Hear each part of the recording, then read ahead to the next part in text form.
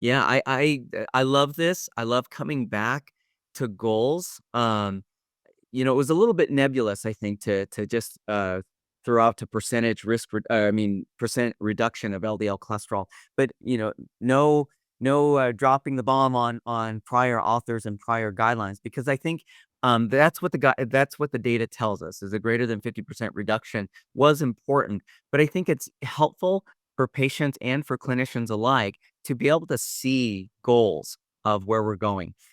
So much like I talked about with this CPR, where we're classifying, personalizing, and then reclassifying risk, let's come back to uh, doing a risk stratification, this 10-year.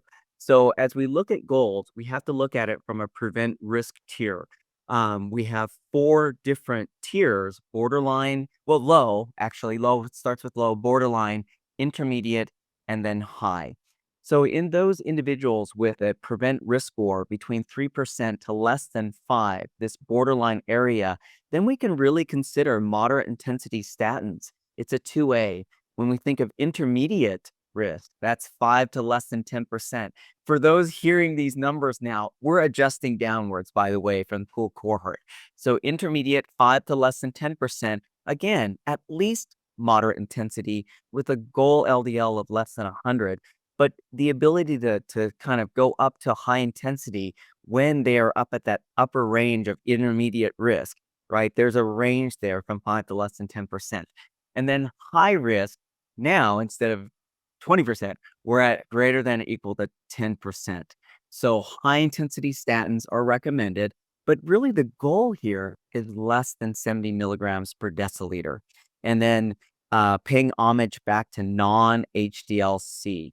This is a way to look at particle sizes, not just kind of mass in the way of LDL cholesterol, or actually, I guess non-HDL-C is kind of mass, but ApoB is the particle. In any case, we're really looking at both of those because there can be a little bit of discordance where LDL cholesterol talks about one different atherogenic particle, but non-HDL kind of gives us the global risk of that individual. So I think it's important to think about goals and that we're not just reducing by 50%, but thinking again of those thresholds of less than 100 for intermediate risk folks, and then or borderline rather, and then intermediate, we're again thinking of LDL cholesterol less than 100 and moving towards less than 70 in high risk individuals.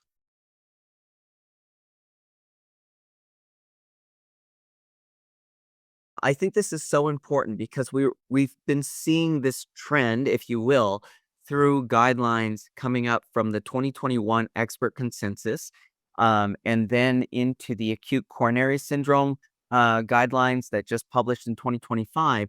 But let me just mention that the 2023 chronic coronary disease guidelines also started to bring us into this range of less than 55. Everyone had in their mind stuck, less than 70 at one point before we kind of did away with goals. So this is important. Very high risk is something you should understand. These are individuals with one event and two or more major risk factors, or two major events or more, right? They're very high risk. And the guidelines make this clear. Most of our patients end up in the very high risk if they have any events. They didn't come alone with coronary disease. Typically, they have two or more risk factors with them. So less than 55 should really be the clarion call and the threshold, that the goal that we think about for most of these individuals. So less than 55 milligrams per deciliter is, equated with very high risk. And then those that are, quote, not at very high risk, arguably, there are not very many of these individuals, are then still at the less than 70 milligrams per deciliter. But I think more important than anything is, clearly we're talking about adding non-statins early. We're adding, ezetimibe to statins much earlier. Combination therapy up front makes a lot of sense because it's very difficult to get to less than 55 without at least a combo of a statin and ezetimibe. And then PCSK9s roll up even sooner. So it's almost like an either or, ezetimibe or PCSK9 with a max tolerated statin.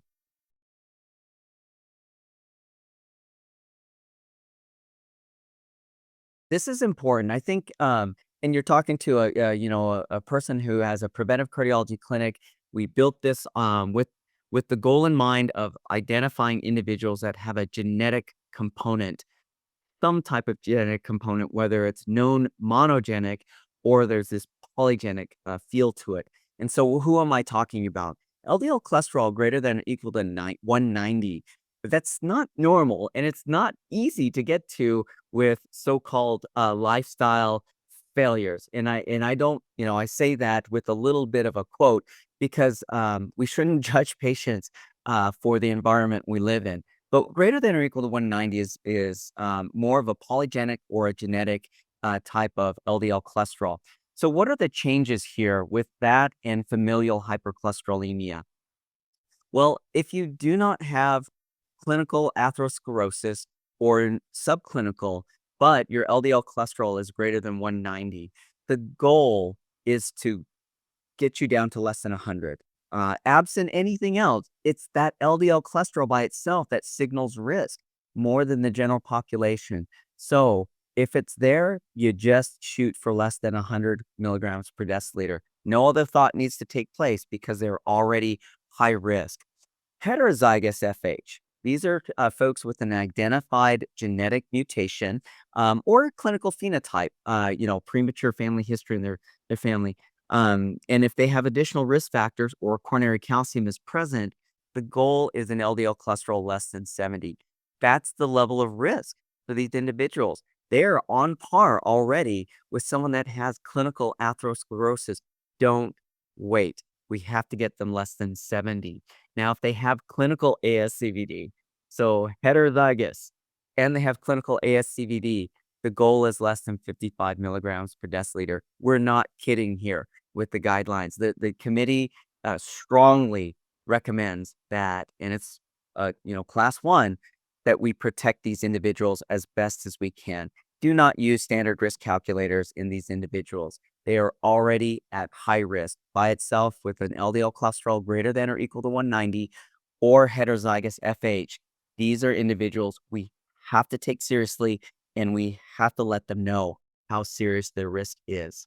So as we're looking at people with LDL cholesterol greater than or equal to 190, but more importantly, that have tested for genetic mutations of familial hypercholesterolemia, we then fall into heterozygous FH, but then homozygous FH as well. Let me just mention that panel-based genetic testing for familial hypercholesterolemia is important, and it's reasonable, actually. We used to just kind of parse this out, but it's reasonable in adults with LDL cholesterol greater than or equal to 190 without a secondary cause. So it broadens the base for genetic testing in these individuals. Now, as you are testing, you might discover homozygous FH. These are individuals that have 2 mutations that are impacting their LDL cholesterol, such that their LDL cholesterols are in the 500 plus, some even in the thousands. Now, evinacumab, an anti-ANGPTL3 therapy, is reasonable if LDL cholesterol remains greater than 100 milligrams per deciliter, despite maxstatin, ezetimibe, PCSK9 monoclonal antibody. So if you're on triple therapies and you're still above 100, that'll tell you how serious homozygous FH is. Evinacumab is a therapy that's reasonable in this space.